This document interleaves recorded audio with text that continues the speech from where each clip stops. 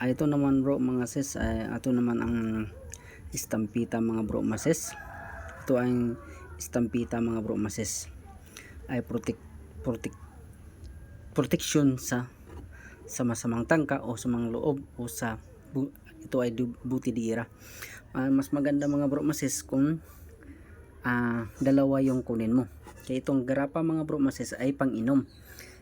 Pang-inom mga bro masis, para kung sa loob ay napasukan ka ng mga mangkukulam, itong gagawin. Ito naman ay pang depensa sa dawas, sa gawas mga bro mases.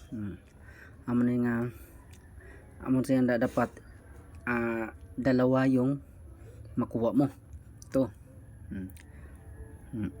mga bro mases na ato mga bro mases ay kung ikaw ay tirahin ng mangkukulam na sa loob o nanggaling sa dugo, kung ikaw ay kinagat ng barang, ang barang ay buyog. Ang buyog mga bro masis ay nagdala ng hilo. Ang hilo mga bro masis ay puti pero tubo na. Pag nakagat ka ay ang hilong na puti ay naging pula. Anong gagawin mga bro masis para ikaw ay protektahan ang dugo mo, para hindi ka mabarang, para ang imong laman o ang unod dili kanon sa barang. Ang gagawin mo mga bro masis ay itong gagawin mo. Inumin yung langis para ang dugo mo, kay ginagamit na magkukulam sa ang dugo sa pagbarang, ito naman ang gagawin. Pero ito mga bro masis ay tigalpo sa masamang loob. Ito ay istampita.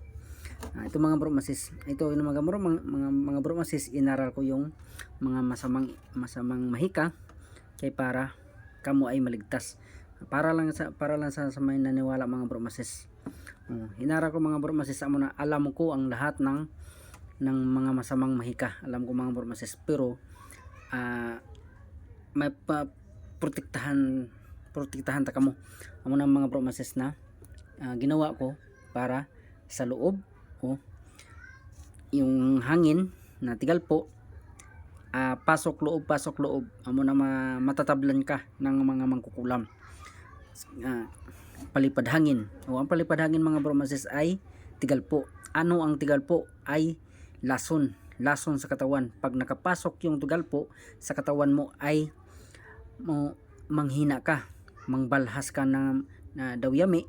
Amo na sa mga bro masis na daw ang imong lawas daw grabing mga hangin, o dumatumba ka, dumalupog ka tungod na sa tigalpo nga nagpalupad ng mga yung mga manggagamot na nagpalupad hangin, para sila ay para makakuan sa mga tao, makaminsala. Kaya ang gagawin natin mga bro masis, inaral ko yung mga kaalaman sa mga tao para maprotektahan ta kayo. Naman na mga bro masis, yung langis ang gagawin mo lang bro masis, inumin lang palagi. Kung ikaw ay nabarang na kulam, inumin mo lang yung langis para yung ang protektado yung kabal sa bukog, kabal sa dugo, kabal sa espiritu, kabal sa unod mo na mga bro masis na protektahan. Salamat mga bro masis at God bless.